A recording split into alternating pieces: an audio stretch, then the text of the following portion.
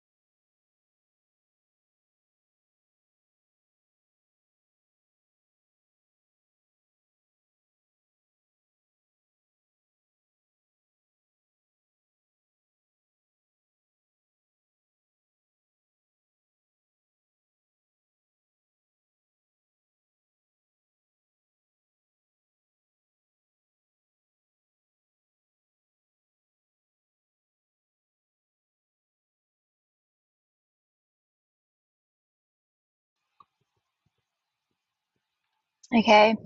Hello everyone. Thank you for joining us today. My name is Gabby and I am the educational lead at SUPTA. This week we're going to be focusing on urology, specifically today, retention and incontinence. And we're really excited to have you all with us. Today I'm joined by Kerem and Tim, who are both fifth year medical students at Plymouth University. To make this session as engaging as possible, we'll be releasing some polls throughout. These are completely anonymous, so we really encourage you to participate actively.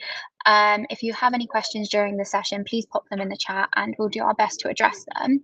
At the end of the session, we'll share a feedback form. If you complete this, you will receive a certificate of attendance and exclusive discount codes for Teach Me Surgery and pass their MRCS.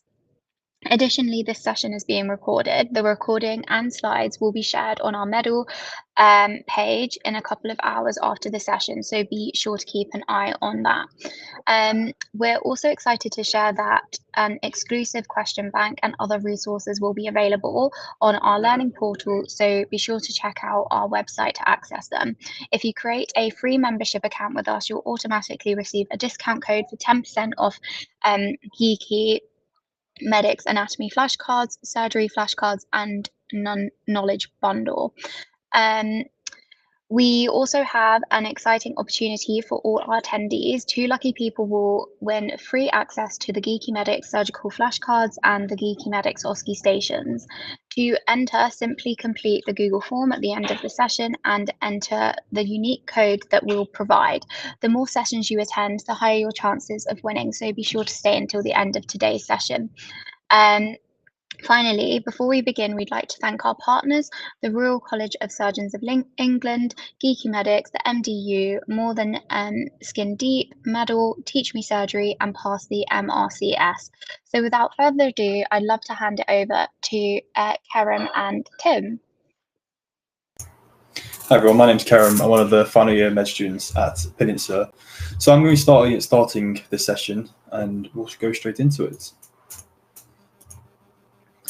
So our learning objectives include reviewing the anatomy of the bladder and urethra in both males and females, including their innervation and compare and contrast the anatomical differences between both.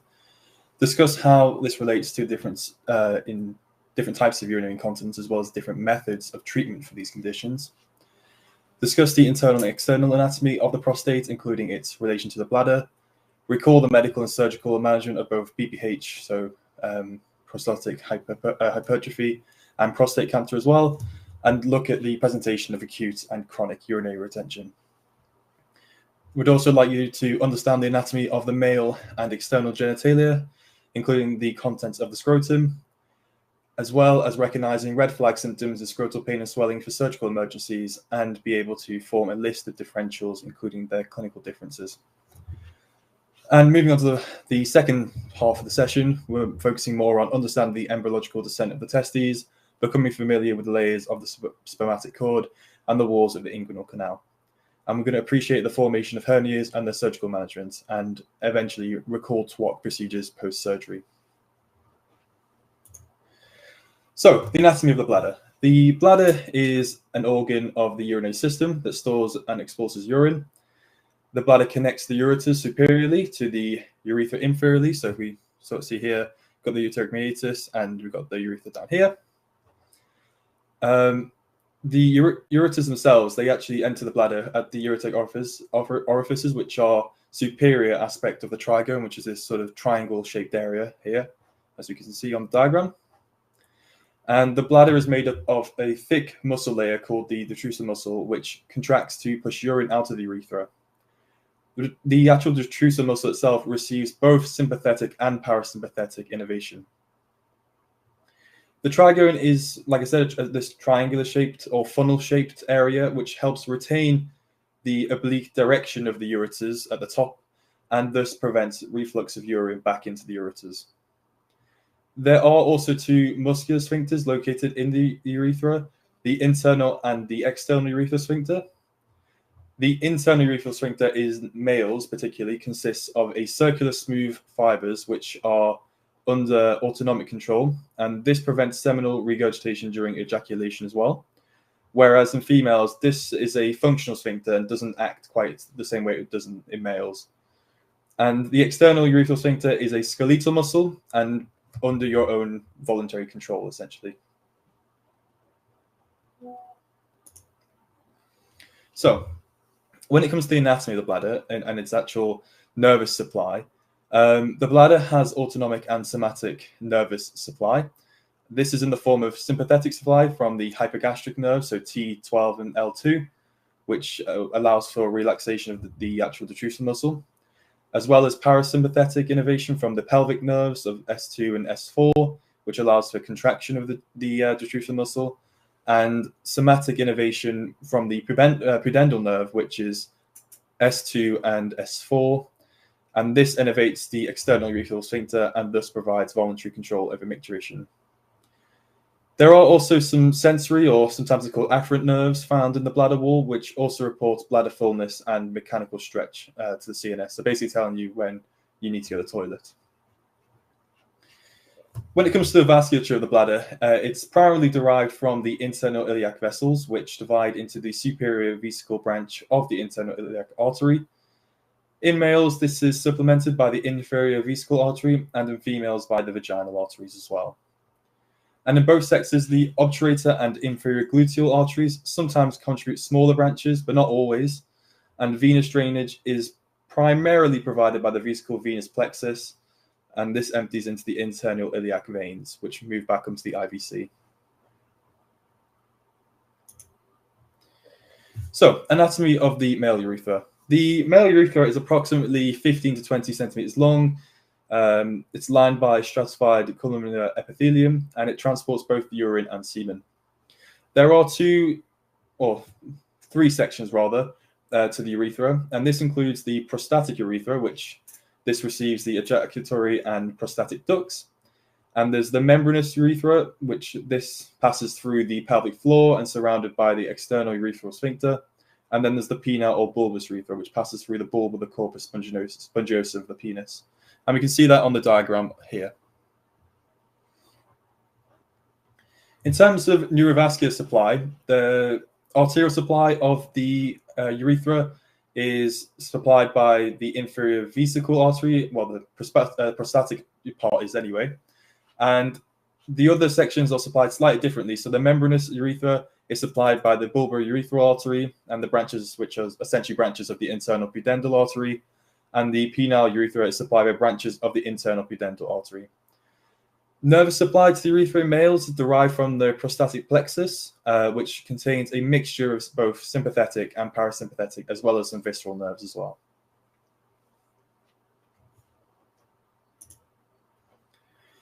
So, in females, the urethra is shorter, approximately 4 centimeters is the average for that, and it begins at the bladder and passes inferiorly through the pelvic floor. The urethra opens directly onto the perineum in between the labia minora, an area known as the vestibule, and this is where the urethral orifice is located and has 2 skiing glands on either side. And we can see that on the diagram on the left-hand side. Neurovascularly, the arterial supply to the female urethra is via the internal pudendal arteries as well, but also the vaginal arteries and the inferior vesical branches of the vaginal arteries as well. The nerve supply to the female urethra arises from the vesical plexus and the pudendal nerve as well. So there are a couple of anatomical differences between male and female urethra, but the main one is the length, really, because the female urethra is much shorter, and this is relevant because when women urinate, or just generally, they are at increased risk of urinary tract infections because the actual tube that goes to the bladder is much shorter. And another important anatomical difference is the presence of the prostate, which surrounds the proximal urethra in men. This is, of course, clinically relevant, and we'll go on to this a bit later, as prostate enlargement can cause obstruction and essentially blockage of the urethra. So there are 3 types, well, 3 common types of incontinence, and a 4th one, which is we just call mixed because it's a mix of different types. So overall, there are 4. This includes stress incontinence, which is the leaking of small amounts when straining, coughing, or laughing, and often a result of raised intra-abdominal pressure. There's also overactive bladder or sort of urge incontinence is the other name for it. And this is often a result of detrusor muscle overactivity. So that muscle that we saw before that surrounds the bladder, that is overactive and contracts. There's also overflow incontinence. And this is due to bladder outlet obstruction, such as prostate enlargement, causing that obstruction. And then finally, as I alluded to before, mixed incontinence is both urge and stress incontinence together. And just to define it for you, urinary incontinence is defined as the lack of voluntary control over urination. So there's a lot of management options for incontinence, and they all have pretty relevant, I'd say, management plans. As you can see on the diagram here, they're all related to exactly what the underlying cause is. So for urge incontinence, the first line option is bladder retraining. So if you're having problems with the muscles in your bladder that are causing you to essentially need to pass urine, then we can try and retrain these muscles. And that is the first line option for managing urge incontinence. If that doesn't work, or it's not tolerated, or the patient doesn't want to try it for some reason, we can try some bladder stabilizing drugs. And this is in the form of antimuscarinics. So A common one that comes up in questions is oxybutynin, which is immediate release. There's also some other ones, so tolterodine and darafenacin are other options. But it's important to note, and I put this in red here, that immediate release oxybutynin should be avoided in frail older women. There is a better option though for frail older women, and also probably third line if these other agents don't work, is mirabegron, which is a beta-3 agonist, and it's better because if there's concerns about anticholinergic side effects in frail older patients, it has a much less of a burden on these patients. So we prefer to give these drugs. Surgical options wise, there are some options for surgery for urgent continence, and this includes Botox injections and sacral or posterior tibial nerve stimulation. Stress incontinence. First line here is pelvic floor muscle training, for which NICE recommends at least 8 contractions performed 3 times per day for a minimum of 3 months. Probably not that important to us. Probably we're mentioning the management plan and questions and things, and also discussing it in future work. But probably not as important to know exactly how many times per day or how many months you need to do this for. Surgical procedures also exist, and they are second line to pelvic floor muscle training. And this includes things like colpo suspension, which I can talk a bit more about if you'd like me to. Sling surgery and vaginal mesh surgery, which is also sometimes called tape surgery. But this is actually currently suspended due to excessive rates of complications. And there are other options which I hadn't heard much about until I was writing this presentation, but apparently there's a urethral bulking agent called bulkamide, which essentially adds volume to the urethra and makes it smaller or narrower just below the exit of the bladder, and that can help with stress incontinence. And finally, overflow. Essentially, the management for overflow incontinence is resolving the actual outlet obstruction. So that can be through catheterization or surgery. Commonly, if you have something like BPH, so prostatic enlargement, we can do something like transurethral resection of the prostate to try and relieve that obstruction. So, anatomy of the penis. This is an external organ of male reproductive system, and it contains the urethra. The penis can be divided into 3 parts, and this includes the root, which contains 3 erectile tissues, which are the 2 cura and the bulb of the penis, as well as 2 muscles, which is the ischiocavernosus and the bulbospongiosus. The body of the penis is the neck section, and it's essentially the sort of free part of the penis, and it's suspended from the pubic symphysis. The glans penis contains the external urethral orifice and is this bottom bit here, so we can see on the diagram, the very end of the penis. The penis's arterial supply from the internal pudendal artery, and this develops into the deep artery and dorsal artery and the bulbourethral artery, which surround the penis and provide blood to the penis itself. The erectile tissue of the penis fills with blood during sexual arousal, producing an erection. And in the root, these tissues are known as the left and right cura and the bulb, which I mentioned earlier. And in the penis, the body of the left and right cura form from the 2 corpus cavernosus, which is essentially the precursor to that in the sort of root of the penis and beyond. Whereas the bulb forms the corpus spongiosum, and that actually lies ventrally rather than dorsally, like the other 2 sections do. The male urethra runs through the corpus spongiosum, so we can see on the diagram here. This is the urethra, and this sort of thin section here is what we call the corpus spongiosum, and the reason it's called spongiosum is because it's spongy essentially. We don't want it to contract so much that it actually obstructs the urethra. And there are 2 pairs of muscles located in the root of the penis, and as I mentioned before, these are the bulbospongiosus and the ischiocavernosus. The prepuce, which is more commonly known as foreskin, is the double layer of skin and fascia connected to the surface of the glans by the frenulum, which is essentially just a medium fold of skin on the ventral surface of the penis.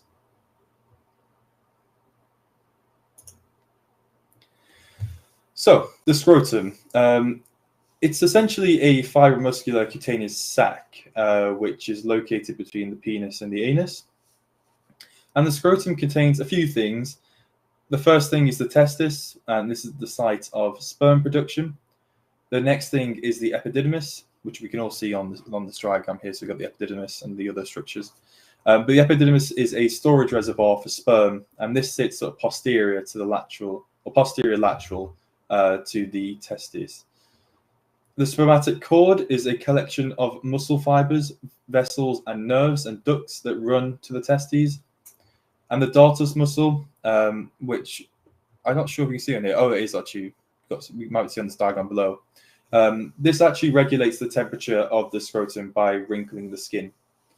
And the cremaster muscle elevates the testes. So you might have heard of the cremasteric reflex. So when you do that reflex, the testes elevate a bit because the muscle's pulling it up. The main arterial supply to the testes and the epididymis is via the paired testicular arteries, which arise from the abdominal aorta directly.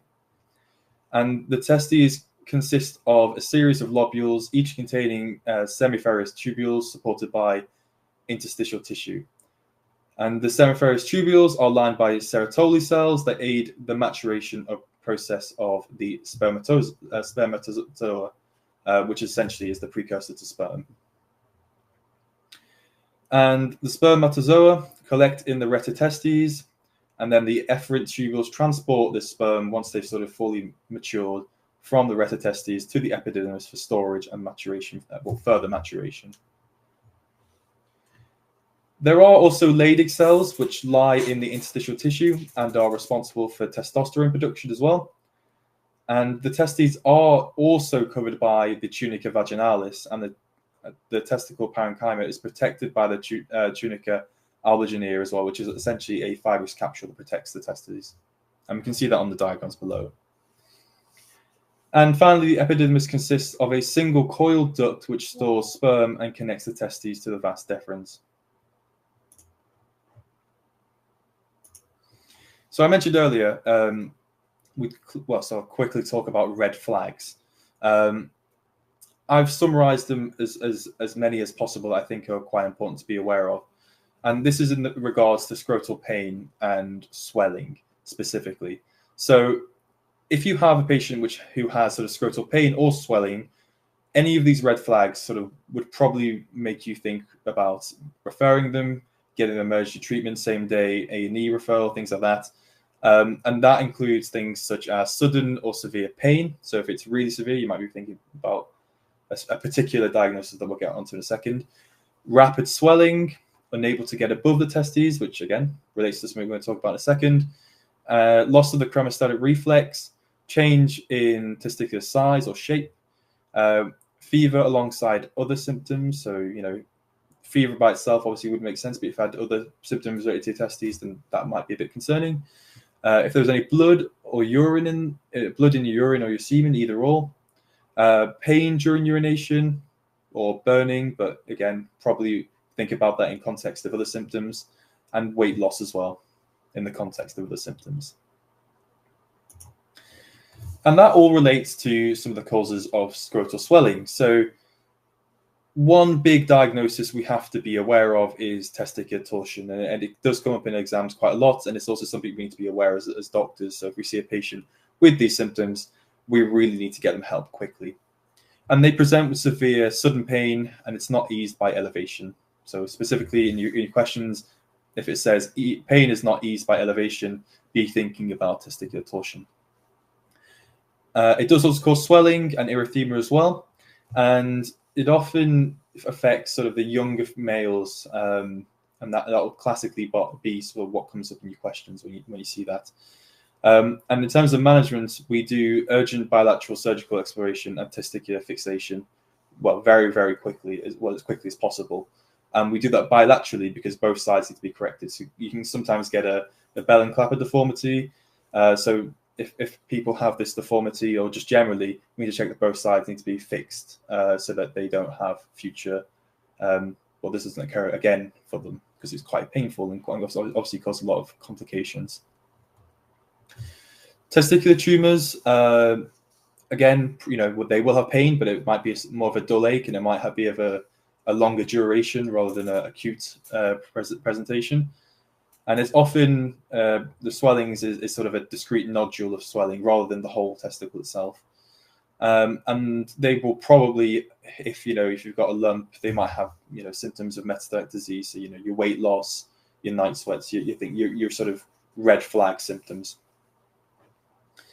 Epididymal orchitis presents with severe and quick onset pain, and sometimes that can be sort of difficult to differentiate between that and testicular torsion. But one important thing to mention is that it is eased by elevation of the testes, whereas obviously testicular torsion is not. The swelling itself is, again, tender and erythematous, but probably more erythematous and sort of has other symptoms such as dysuria, fever, things like that will come alongside it as well. Your varicoceles don't often cause pain, but they can do, and they can cause a sort of dull ache, which can be quite difficult for patients to deal with. And the swelling itself is more described as sort of the bag of worms. It's the classical presentation of that. And it typically occurs on the left testicle, and that's because the left testicle doesn't drain straight into the IVC, so the inferior vena cava. It actually drains into the renal vein on that side, and then drains into the vena cava. So if you can you're more likely to essentially get sort of increased pressure on that side rather than you would on this side. And one thing to note is that if you do get a very specific type of cancer in your sort of kidney, that can press on this vein and then cause a varicocele on that side as well. The other thing to be aware of is hydroceles, which are often painless, but swelling-wise, soft, fluctuant, and transluminating. And you should be able to get above the swelling and feel above that. So that's usually what they'll talk about in exam questions. And in terms of other information, there may be sort of features of testicular cancer in young men, so just be aware of that. And finally, epididymal cysts. These are often painless as well, and swelling behind or above the testicle, so it won't be the whole testicle, it'll be behind the testicle. But this will also sometimes transluminate, but sometimes it might not. So just be aware that it might not in some cases. And it may contain sort of clear or sort of opalescent fluid, and that's what we call a spermatocele. So we've got some poll questions now that I think Gabby's going to put up for you. Sure, so I'll start the first poll then.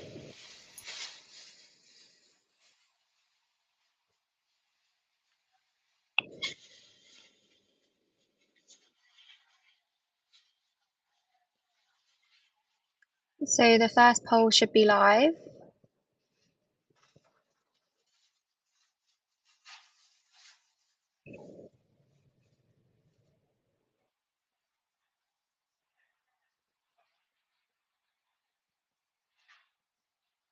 Got some responses coming in.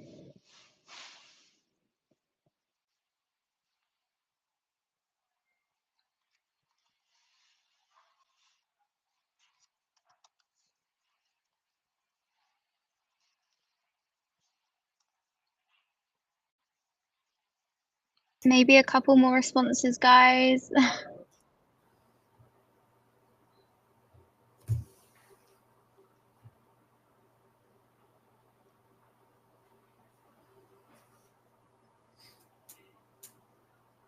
Okay, so from what I can see, and please correct me if I'm wrong, the internal iliac artery is the most common option there, which is correct. So some of those other branches on there as well are also come off the actual internal iliac artery as well. So just be aware of that.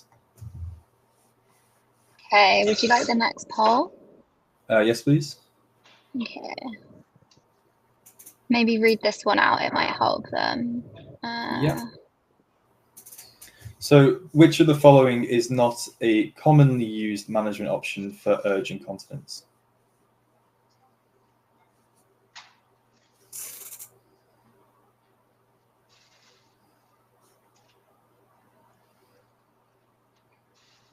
So the options are oxybutynin, mirabegron, bladder retraining, pelvic floor exercises, and sacral nerve stimulation.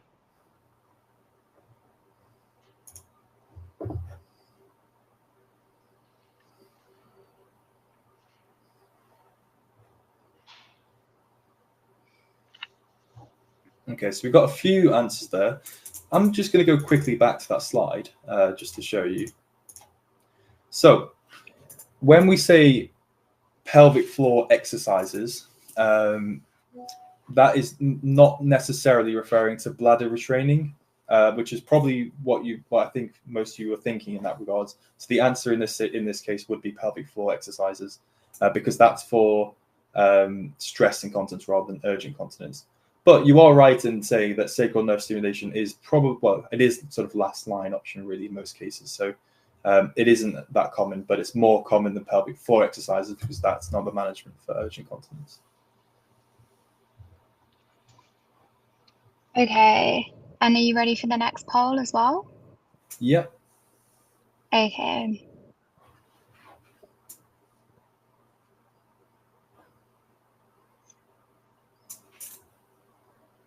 So the question is, which of the following structures is involved in the maturation of spermatozoa? And I'll give you some time to answer that.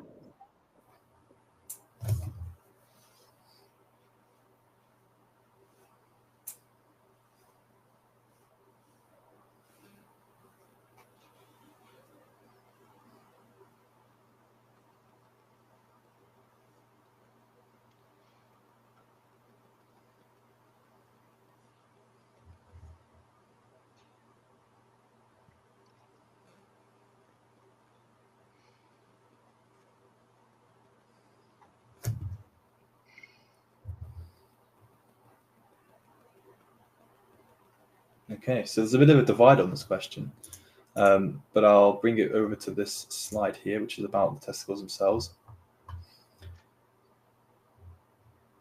So there's some options here for retitestes, Leydig cells, and Sertoli cells. In this instance, it is the Sertoli cells that aid in the maturation process for spermatozoa. So that is the correct answer. All right. Have you got any questions up to this point? I don't think so. No. Okay. All right. Well, I'm going to pass on to Tim to do the next section of the teach. Right. Just switching chairs. Hello, guys. I'm Tim. I'm also a fifth-year student from Peninsula, or Plymouth, and I'm going to be talking to you about some prostate anatomy and then some things related to that. So first of all, the anatomy of the prostate. What is the prostate? It's an accessory gland, and it's the largest one in the male reproductive system. It's about the size of a walnut, and it's positioned in the male inferiorly to the neck of the bladder, and it's superior to the external urethral sphincter. And I like to do etymology to help me remember stuff. So prostata in Greek divides up into pro, which means before, and statos means standing, and this sort of loosely translates to the one who stands before as like a protector, where the prostate is like the protector of the bladder. The prostate itself can be felt anteriorly during a digital rectal examination, and then I'll show you a slide later about the different zones, but what you can feel during the examination is the peripheral zone of the prostate. And what the prostate does is it secretes proteolytic enzymes into the semen, which act to break down clotting factors in the ejaculate. And this just allows the semen to remain in the fluid state as it moves through the female reproductive tract. It also secretes many other enzymes. Some ones to note are the prostate-specific antigen, and this is one of the most abundant proteases, and it's a well-known biomarker for prostate cancers. So I'm sure you've heard of like elevated PSA levels. Next, just got some more anatomy. So posteriorly to the prostate lies the ampulla of the rectum, and you can appreciate that on the diagram on the right. And And the proteolytic enzymes that I mentioned before, they leave the prostate via the prostatic ducts, and these open into the prostatic portion of the urethra. So there's 10 to 12 openings on either side. It's sort of wrapping around the urethra. And what I mean by sides is that there's two ridges of the seminal collicus, and then in Latin again, it's called the veromontanum, which means mountain ridge. And then this is the smooth ridge that you can feel on palpation of the prostate. Roughly 2/3 of the prostate is glandular in structure, and then the remaining third is fibromuscular. So most of it is for the production of the fluids and enzymes, and then about 1/3 is the actual muscle part of it, which moves those fluids into the urethra. Last slide about the general anatomy. So as I mentioned before, there's three sort of zones, the central zone, the transitional zone, and the peripheral zone. The main bulk of the prostate is the peripheral zone. It makes up about 65% of the prostate mass. And then the central zone is about 25%, a quarter, and the transitional zone is 5 to 10%. The peripheral zone is a zone that contains ducts, and the importance of this is the ducts are vertically emptying into the prostatic urethra, and then this is just an explanation for a tendency for these glands to permit urine reflux, and then that's why there can be higher incidences of inflammation in this specific part of the prostate, and then therefore a higher incidence which is linked to prostate carcinoma, which is more common in the peripheral zone. We'll come on to that later as well. Yeah, and then if you can see on the diagram, the sort of anterior part of the person is on the right, and then the posterior part is on the left for the diagram on the left. And then you can see the peripheral zone is most of the bulk. So for vasculature, the arterial supply comes from prostatic arteries, and these come from the internal iliac arteries. There is also some supplementary supply from the pudendal and middle rectal arteries. And then for the venous drainage, it drains into the prostatic venous plexus, and then this then drains into the internal iliac veins. What's important to note is that the venous plexus also drains into another network of veins. This is called the Batson venous plexus. So the Batson venous plexus is particularly important in a slide which I'll come on to later, but it just drains into the internal vertebral venous plexus rather than the IVC, and then this relates to issues of metastatic spread. So for innervation, the prostate receives sympathetic, parasympathetic, and sensory input from the inferior hypogastric plexus. So the smooth muscle is innervated by the sympathetic fibers, and then these are the ones that get activated during ejaculation. What's also important to note is the neurovascular bundles. So there's two of them that kind of flank the prostate either side. These travel through the pelvic floor towards the penis, and these are involved in the function of a normal erection. And then these are relevant because during surgery, for example, prostate cancer and radical prostatectomy, damage to one of these is most likely inevitable, and this results in impaired erectile function. However, there are some surgical techniques that can avoid this, but that is one of the most common sort of complications of that surgery. Next, I'm just going to talk a bit about the management of benign prostatic hyperplasia. So this is a non-cancerous enlargement of the prostate gland. And then if you remember, I mentioned that cancers most commonly arise in the posterior part of the prostate, and BPH commonly arises in the center. That's why when the prostate enlarges and you feel it on digital examination, it's mostly smooth and large rather than irregular, as it's just swelling from the inside. So the management for this, we've got some medical management, of course, watchful waiting. The symptoms might not be that severe, and it is often the case where nothing is the best management. However, there are some drugs that we can use to manage symptoms of this. So alpha-1 antagonists is the first-line treatment. These are things like tamsulosin, alfuzosin. And what these do is they decrease the smooth muscle tone of the prostate and the bladder. And this is actually recommended by NICE as first line for moderate to severe voiding symptoms. These improve symptoms in around 70% of men. However, they do have some side effects such as dizziness and postural hypotension, dry mouth, and this is related to the receptor that it acts on, which is alpha-1. We also have 5-alpha reductase inhibitors like finasteride, and these block the conversion of testosterone to dihydrotestosterone, and then this is the thing that induces BPH. However, this takes quite a while to work, so it takes about 5 to 6 months or a few weeks to 6 months to see an effect, and this doesn't reduce prostate volume. It sort of prevents the further deterioration of the BPH. So it's not first line. However, it can be prescribed alongside an alpha-1 antagonist, and this is just known as dual therapy of those two drugs. Then we have some surgical managements. There is quite a lot. However, I'll just talk about a few of them. So TURP, which is the transurethral resection of the prostate.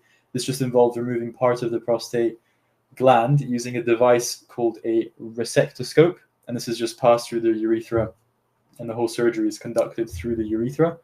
Then we've got the holmium laser, or HOLEP, and this treatment is a similar sort of approach where you go in through the urethra, but it's using a holmium laser to instead remove part of the prostate.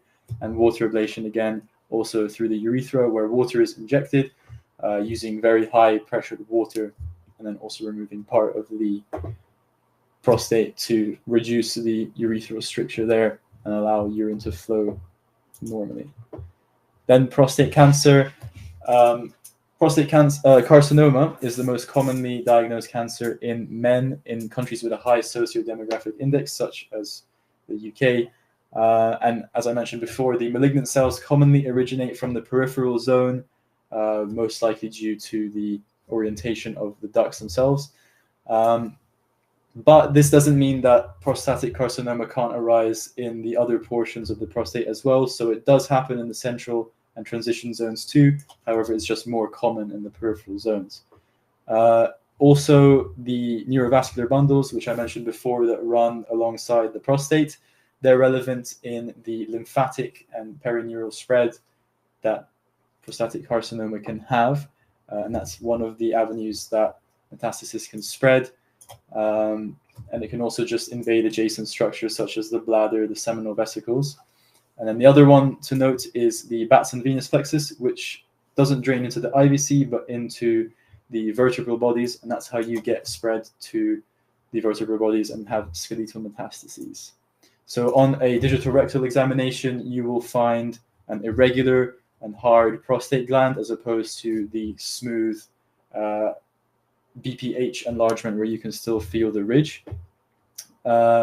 However, obstruction occurs in quite late stages. So if this is something that you're feeling after the patient presents with symptoms, it does indicate a late sign of prostatic carcinoma.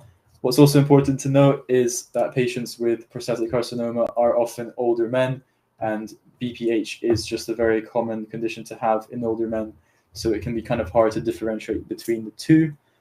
And in terms of management, we've got conservative as well. So active monitoring, watchful waiting, and moving on to actual sort of management, we've got radical prostatectomy. This is the surgery I mentioned before, which just removes the prostate. Then we've got radiotherapy and brachytherapy. This is where radiotherapy is an external beam, and brachytherapy involves putting something radioactive actually inside the body to treat the cancer. However, these have the general side effects that can be associated with radiotherapy, such as proctitis, and then increased risk of other cancers, such as bladder, colon, rectal, and just any structure that's in that area. We've also got anti-androgen therapy. So this is a sort of more medical management of prostatic cancer. So synthetic GnRH agonists are first line. These are things like goserelin or Zoladex. And what these do is they paradoxically lower LH levels. And they do this by causing overstimulation. So initially they will cause an increase in LH levels, but due to the disruption of the endogenous hormonal feedback systems, the testosterone will rise and then it will fall sort of around 2 to 3 weeks after. And then these will represent levels similar to that of castration. What happens because of this flare of symptoms in the first 2 to 3 weeks is you have the initial therapy covered with an anti-androgen, and this just prevents, the paradoxical rise and reduces the amount of symptoms that you get when you prescribe that one. Next, we have bicalutamide. I hope I'm saying that correctly. This is a non-steroidal anti-androgen, and this blocks the anti-androgen receptor. And then we've got a couple more options: cyproterone acetate, which is a steroidal anti-androgen rather than non-steroidal, and abiraterone. For exams, I think the most important one to remember is goserelin as the synthetic GnRH agonist. Next, I'm just going to quickly talk about urinary retention. I know Karen covered it before. Just some brief causes, so we're going to cover them in this presentation, but that's urethral blockage of any sort. This can be benign prostatic hyperplasia. Drug treatment, some drugs can cause this. There's some neurogenic causes. Postpartum and post-operatively, there can be urinary retention.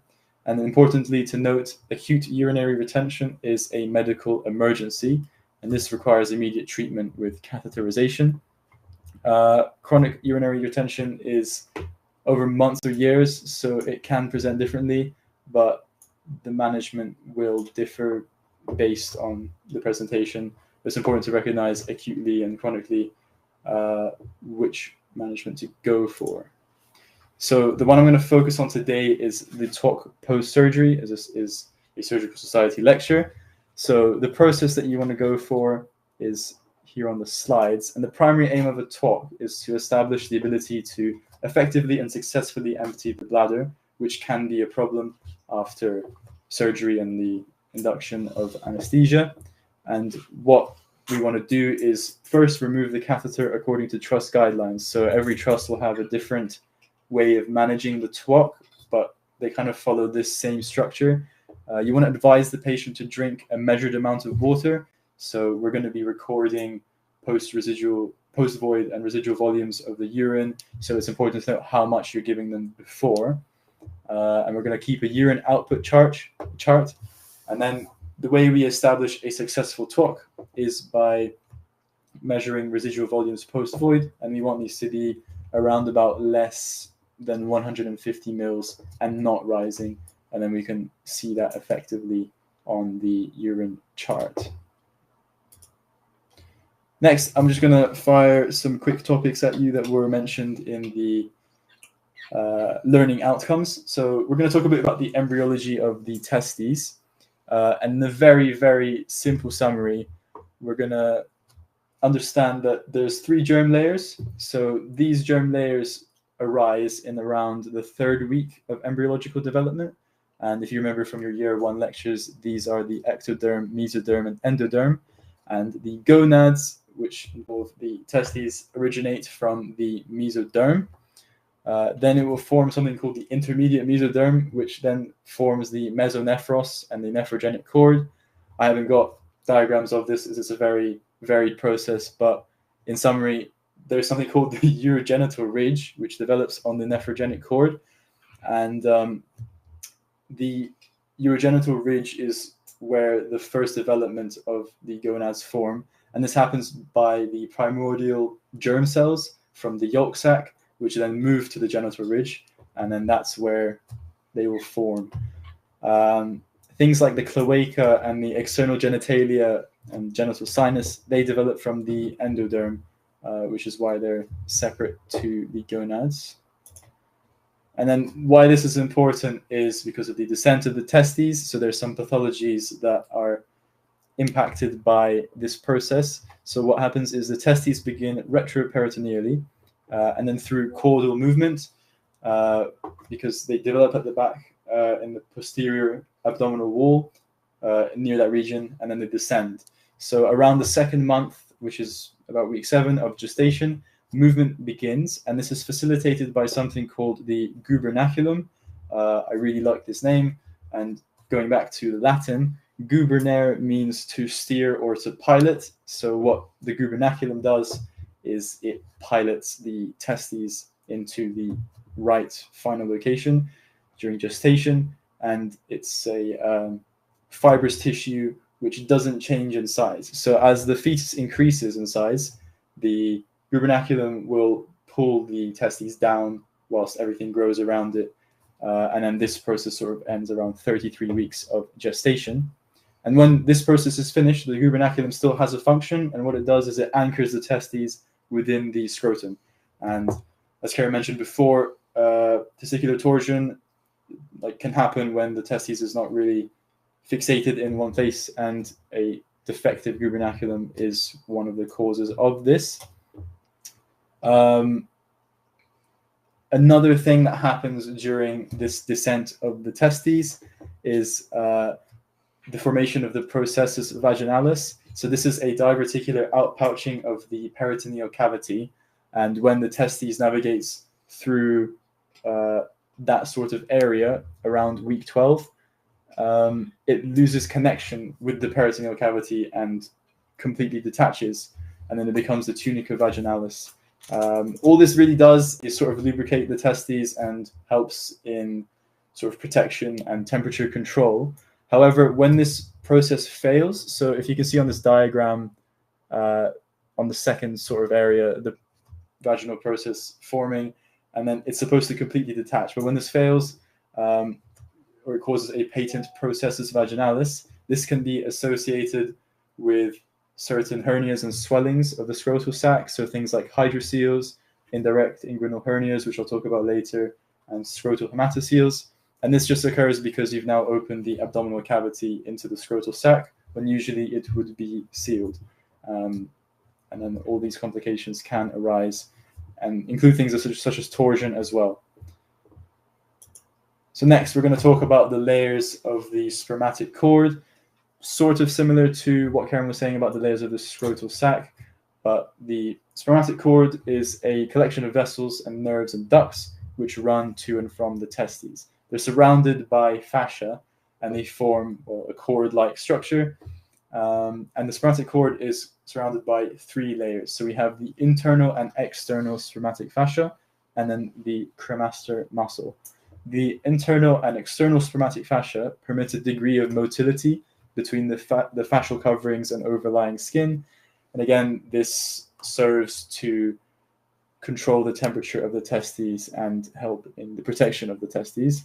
In addition, the cremaster muscle also allows for elevation and depression, which I think we mentioned before, and this also helps regulate temperature. A common cause of testicular torsion is when this muscle spasms, and then that just causes the testicle to spin around on itself and cause the torsion. In terms of blood vessels inside the spermatic cord, we've got the testicular artery, which is branched off the aorta, and it rises just inferiorly to the renal veins. We've got the cremasteric artery and vein, which supplies the cremasteric fascia and muscle. We've also got an artery to the vas deferens, which is a branch of the inferior vesical artery, which arises from the internal iliac. And then the pampiniform plexus of the testicular veins drains blood from the testes into the testicular vein. And this plexus acts as a heat exchanger. So if you can appreciate that, it's sort of a unusual venous structure, and it provides cooling for the arterial blood before it reaches the testes, as the testes require a different temperature to that of the body. And then as the blood travels through the inguinal canal, the pampiniform plexus condenses into a regular singular testicle vein. Other than that, we've also got some nerves. So these come off the genital branch of the genitofemoral nerve, and they supply the cremaster muscle and allow it to move the testicles up and down. And then we've also got some autonomic nerves as well. What else is contained inside the spermatic cord is the vas deferens, and you can appreciate the path of the vas deferens on this picture on the right. And this is a duct that transports sperm from the epididymis to the ampulla, ready for ejaculation. And I think that's all we'll talk about for that one. Next, I'm going to talk about the walls of the inguinal canal. So To find one of the openings of the inguinal canal, we've got some anatomical structures that we should look at. So you might hear someone say the mid-inguinal point, and this is halfway between the pubic symphysis and the anterior superior iliac spine. And this is where the femoral pulse is found, which is not what we want to be using today. And if you want to try this on yourself, we're going to be looking for the midpoint of the inguinal ligament. And this is halfway between the pubic tubercle and the anterior suprailiac spine. And then this will show you the opening of the inguinal canal, which is just above the point that you would palpate. In terms of the inguinal canal itself, it's bordered anteriorly, posteriorly, superiorly, and inferiorly. And it has two openings, the superficial and the deep rings. So for the walls, the anterior wall is made of the aponeurosis of the external oblique, and it's reinforced by the internal oblique muscle laterally. The posterior wall is made up of the transversalis fascia. The roof is the transversalis fascia, internal oblique, and transversus abdominis. And the floor is made of the inguinal ligament, which is thickened medially by the lacunar ligament. So hernias, I'm going to talk a bit about how they're formed. In embryology, a hernia, particularly an inguinal hernia, which accounts for around 75% of all abdominal wall hernias. It's primarily related to the development of the testes and the failure of the structure called the processus vaginalis. So if you remember before, it's an outpouching of the abdominal wall, and you can see it here on the bottom right image. And when it fails to completely close, after the testes descend into the abdomen, into the scrotum, and this leaves a pathway for abdominal contents to herniate through the inguinal canal. Most pediatric hernias will be indirect hernias, as this will be from a congenital cause and failure of the proper formation of the processus vaginalis. Direct hernias, inguinal hernias, account for about 20% of hernias. And this is when a bowel enters the inguinal cavity directly through a weakness in the posterior wall of the canal. So it's nothing to do with congenital malformations. These occur more commonly in older patients, and they can be due to an increase in wall laxity, so just weak muscles, or a significant increase in intra-abdominal pressure from straining or things like coughing. Indirect hernias, as I mentioned before, they enter through the deep inguinal ring, and they're more common in younger patients.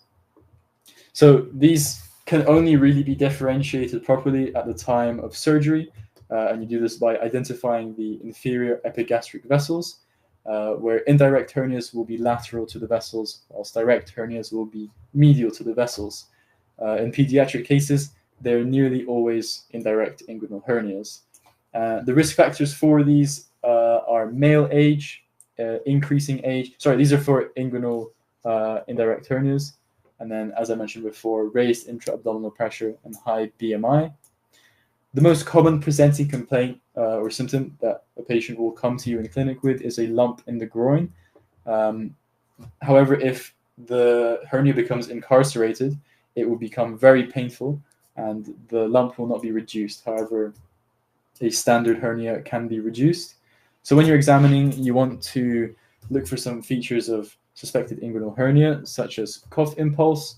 So this is when it's cough, and when you ask the patient to cough, and then you will be able to see if it's reducible or not reducible. You want to look at the location as well. So inguinal hernias will be superomedial to the pubic tubercle, whilst femoral hernias will appear inferolateral to the pubic tubercle. Reducible, so you want to see if it's reducible lying down or with gentle pressure.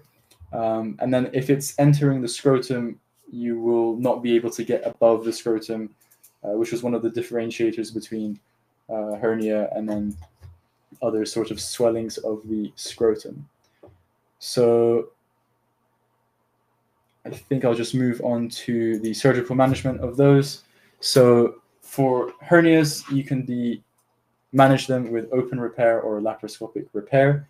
So any patient with a symptomatic inguinal hernia with significant mass or discomfort should be offered surgical intervention. This is because of a risk of strangulation. It's no more than about 2% with each inguinal hernia, but it is a serious complication where parts of the bowel can die.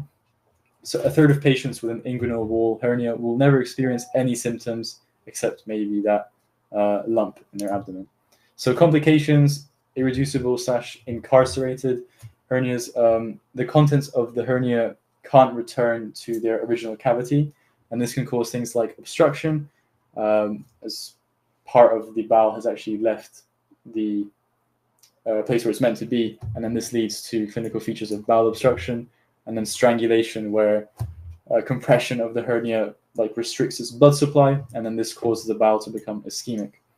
What you can also do is an open mesh repair. So primary inguinal hernias are managed this way, and it's just a very cost-effective way of doing so, and it can be done under general spinal or local anesthesia. This is all dependent on the patient fitness and the surgeon preference. You can also do laparoscopic mesh repairs, and this is for those at high risk of chronic pain. And then you can see this in this flow diagram of management on the left. And those at high risk of chronic pain are usually young and active, had previous chronic pain, or have a predominant symptom of pain, or in females due to the increased risk of the presence of a femoral hernia. The main types of laparoscopic repair are total extraperitoneal or TEP repair, or transabdominal preperitoneal repair, which is TAP with 2 P's. So that's all I have for you guys today. We've got 2 more poll questions. These are some nice, easy ones to finish off the session. Okay, I will be releasing the next 2 polls. If you could read out the question, please. Yeah, of course. So what is the function of the gubernaculum once the testes have descended? Oh, so to pull the testes out of the scrotal sac, to regulate temperature of the testes, to anchor the testes to the scrotal sac, act as a protective barrier for the testes, or to transport semen from the testes to the ejaculatory ducts.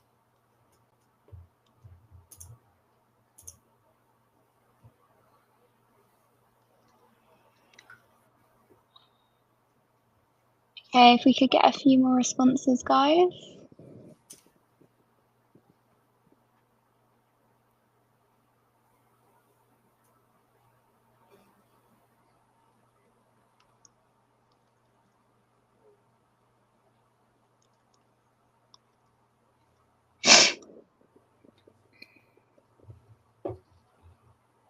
Okay, we've got a bit of a split. The answer is to anchor the testes to the scrotal sac. So in the question I was asking for once the testes have descended, and this is just their function to anchor the testes to the scrotal sac once they have developed. However, during development, it's to guide them into the sac. So the last question for you guys now. Which aspect of the prostate is most associated with prostate carcinoma? So the ejaculatory ducts, the peripheral zone, the central zone, the transitional zone, or the fibromuscular stroma?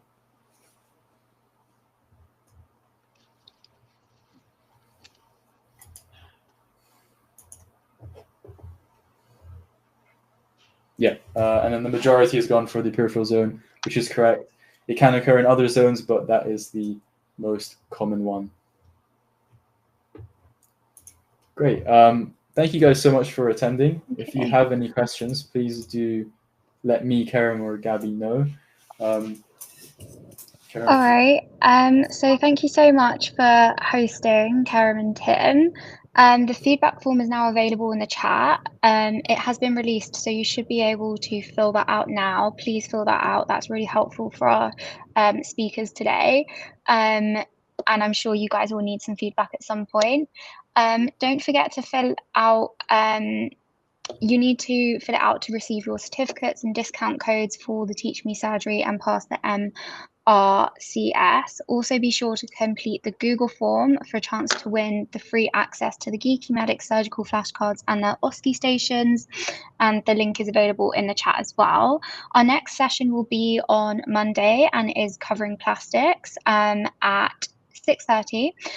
So we'd love for you to join us again. Make sure to follow us on our social media platforms. The links are available in the chat. You'll be able to receive updates on the upcoming sessions via these platforms as well. We'll be posting SBAs on our socials for additional practice, so keep an eye out for those. Don't forget to visit our website where you'll find a resource bank with some materials, not just for this session, but for all other sessions in the teaching series. These resources include summaries and a question bank featuring extra questions that aren't available on our social media. So to access them, simply create a free account on our learning portal. We hope you found today's session valuable and engaging. Thank you once again for joining us, and we look forward to seeing you in our next session. And if there are no other questions for our speakers, again, please fill out those forms and give us some feedback, and hopefully we'll see you sometime soon.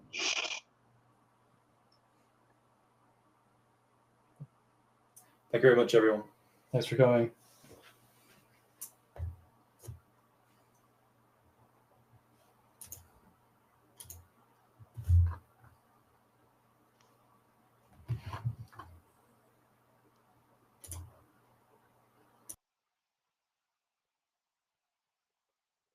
Oh, is there a question?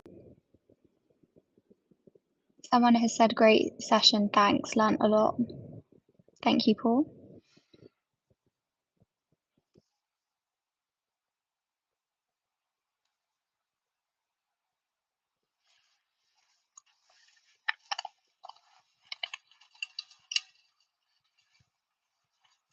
I think people are just clicking all the links, so just give it a few more minutes.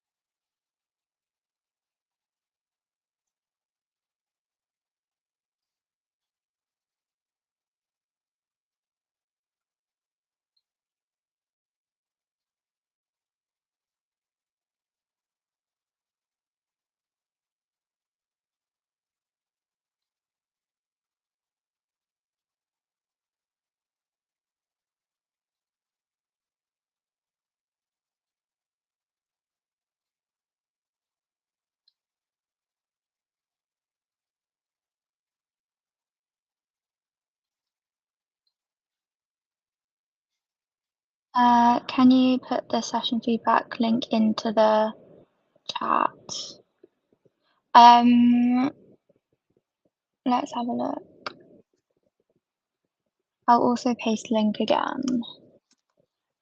You guys will also receive an email as well with a reminder to fill out the feedback, but I've also pasted the link there.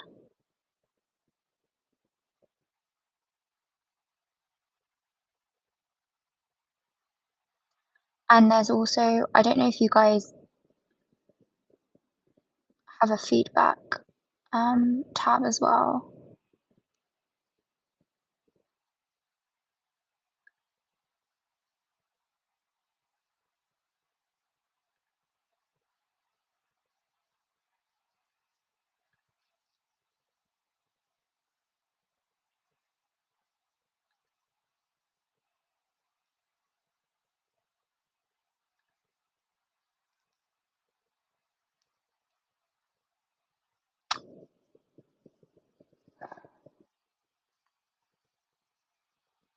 All the slides, yes, they will be available to review afterwards. We will be uploading them, and we'll also be uploading a recording of this session as well.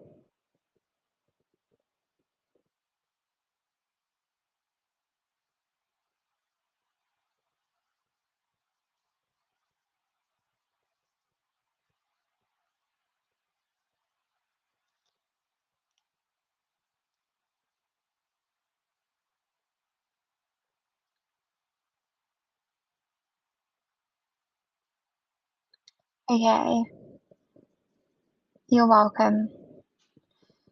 Does anyone else have any other questions? I am gonna have to go quite soon, but thank you so much for coming, and I've sent an email reminder as well to everyone to fill out the feedback.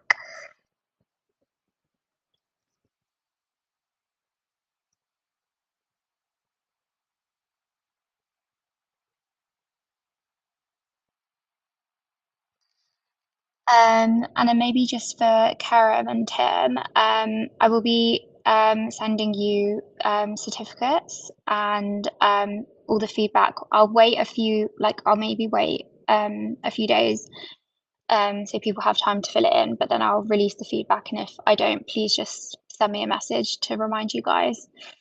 Send me a message to remind myself to send it to you. Perfect. Thank you. Yeah, thank you. Okay. Well, thank you for hosting an amazing teaching session. I think we'll end it there. And yeah, bye everyone.